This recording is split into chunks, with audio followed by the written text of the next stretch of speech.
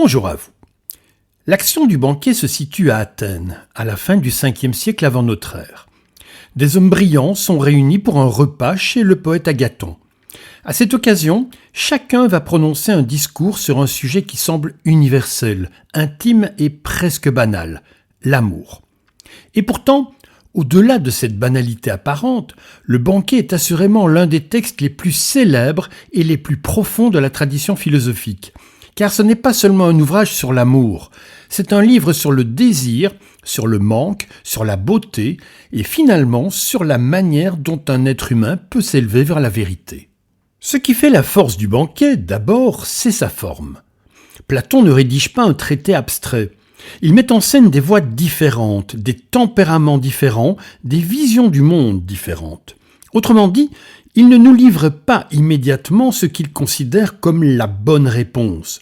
Il nous fait traverser plusieurs conceptions de l'amour, comme si philosopher consistait d'abord à écouter, à comparer, à dépasser. Le premier grand mérite de ce dialogue, c'est donc de montrer que le mot « amour » recouvre en réalité plusieurs sens. Il faut toutefois se souvenir que le dialogue parle de l'amour dans un cadre grec ancien, très différent de nos représentations modernes du couple et du sentiment amoureux. Ce que le dialogue appelle Eros ne désigne pas seulement l'amour romantique, il renvoie plus largement au désir, à l'attirance, à l'admiration, à la formation morale et parfois même à une force cosmique. Pour Phèdre, qui est le premier intervenant, l'amour est une puissance morale qui élève l'âme en inspirant la honte du déshonneur, le désir de gloire et le courage d'accomplir de grandes actions, si nécessaire jusqu'au sacrifice. Pausanias, lui, distingue deux formes d'amour. Un amour vulgaire, tourné vers le corps et la satisfaction immédiate, et un amour plus noble, tourné vers l'éducation de l'âme et la formation morale. Éric Simac élargit encore la perspective. Il voit dans l'amour un principe d'harmonie qui traverse non seulement les êtres humains, mais aussi la médecine, la musique et même l'ordre du cosmos. Puis vient l'un des moments les plus célèbres du dialogue, le discours d'Aristophane, dans lequel apparaît le fameux mythe que l'on associe aujourd'hui à son nom, un mythe dont j'ai d'ailleurs parlé dans une vidéo précédente. À l'origine, dit-il, les humains étaient des êtres ronds, doubles, puissants et orgueilleux. Mais Zeus, pour les affaiblir, les a coupés en deux. Depuis, chacun cherche sa moitié perdue. Ce mythe, devenu aujourd'hui célèbre, est d'une grande force, et il explique pourquoi nous associons spontanément l'amour à l'idée de complément, de fusion ou d'âme sœur. Mais ce mythe, si puissant soit-il, n'est pourtant pas le point culminant du dialogue. Après Agathon, qui fait un éloge brillant et très rhétorique d'Eros en le présentant comme beau, jeune et très vertueux, Socrate, dont le discours est généralement lu comme le centre philosophique du texte, prend la parole. Et c'est ici que le dialogue bascule.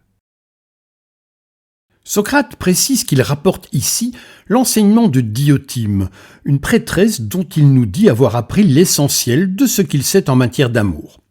En réalité, on ne sait pas avec exactitude si Diotima a réellement existé ou si elle a été imaginée par Platon. Socrate commence par corriger une idée essentielle. L'amour n'est pas la possession tranquille de la beauté et du bien. Il est le désir de ce qui est beau et bon. Plus profondément encore, il est le désir de posséder le bien durablement, autant qu'il est possible à un être mortel. Et cela change tout. Si l'on désire quelque chose, c'est qu'on ne le possède pas pleinement. Donc l'amour n'est pas un Dieu parfait, déjà beau et déjà bon. Eros est un être intermédiaire, un daimon, c'est-à-dire un médiateur entre le manque humain et la plénitude du divin. L'amour est donc à la fois manque et élan, pauvreté et ressource. Il n'est ni misère pure, ni richesse accomplie, il est tension. Et c'est précisément pour cela que l'amour a une dimension philosophique. Car la philosophie, elle aussi, est à la fois manque et élan. Le philosophe sait qu'il manque de savoir et il le recherche. Finalement, aimer et philosopher sont des activités qui se ressemblent. On recherche quelque chose, on est porté par ce qu'on n'a pas encore. Avec cette conception, Socrate déplace l'amour de la fusion avec l'autre vers l'élévation du désir. Mais désirer la beauté, pourquoi faire et dans quel but ? La réponse de Diotima est capitale. Ce que l'être humain cherche à travers l'amour, c'est en réalité une forme d'immortalité. Nous voulons que quelque chose de beau et de bon demeure. Cela peut passer par la procréation physique, c'est-à-dire avoir une descendance, mais aussi par une fécondité spirituelle, engendrer des œuvres, des lois, des vertus, des pensées. L'amour devient alors une puissance de création. Et c'est là qu'apparaît la célèbre échelle de l'amour, les célèbres degrés de l'initiation à la beauté. On commence par aimer un beau corps, puis on comprend que la beauté ne se réduit pas à un seul corps, et l'on apprend à reconnaître la beauté dans plusieurs corps.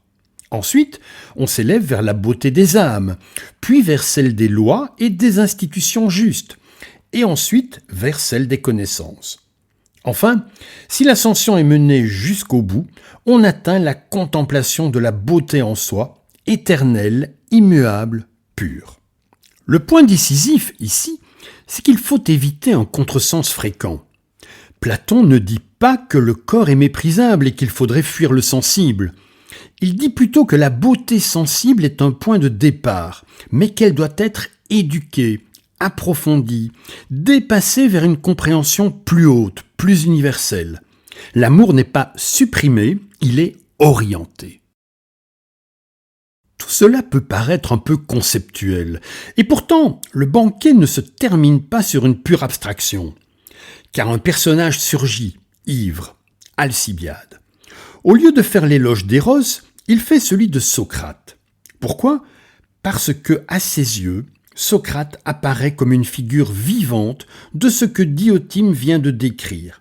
Il est laid extérieurement, mais intérieurement il est fascinant. Il séduit non par le charme physique, mais par la force de sa parole. Avec l'intervention d'Alcibiade, qui est d'autant plus importante qu'elle vient après le discours de Socrate, Platon montre aussi que quand il est vécu par un être passionné et incapable de se maîtriser entièrement, l'amour peut être déroutant, trouble, conflictuel. Il peut être déroutant parce qu'il renverse les apparences et les rôles. Il peut être trouble parce qu'il mêle désir, honte, admiration et souffrance. Et il peut être aussi conflictuel parce qu'il oppose le désir de posséder à l'exigence de se transformer soi-même. Le banquet est aujourd'hui encore un texte fort important, parce qu'il propose une réflexion profonde sur l'amour, le désir et la beauté. Platon met en scène ici plusieurs points de vue, parfois contradictoires, qui montrent que l'amour peut être à la fois désir, manque, inspiration, trouble, jalousie, fascination, mais aussi chemin d'élévation. L'amour n'est pas seulement une attirance physique ou sentimentale, c'est aussi une force qui peut nous pousser à nous dépasser, à chercher le bien, la vérité et une forme de beauté plus élevée. C'est pourquoi on peut parler ici d'une véritable érotique de la connaissance. Le désir amoureux devient chez Platon le moteur d'une possible ascension philosophique. Et dans cette perspective, aimer, ce n'est pas vouloir posséder l'autre, mais c'est apprendre, à partir de l'expérience du désir et du manque, à se transformer et à s'orienter vers ce qui est plus beau, plus vrai et plus durable. Bien sûr, on peut se demander si cette conception ne laisse pas de côté une part de l'amour concret, c'est-à-dire l'attachement à une personne singulière. Mais c'est justement cette tension qui rend ce texte aujourd'hui encore très intéressant. Dans une époque où l'amour est parfois réduit à une expérience immédiate ou consommable, Platon nous rappelle qu'il peut aussi être une école de pensée, de dépassement de soi et de transformation de l'existence.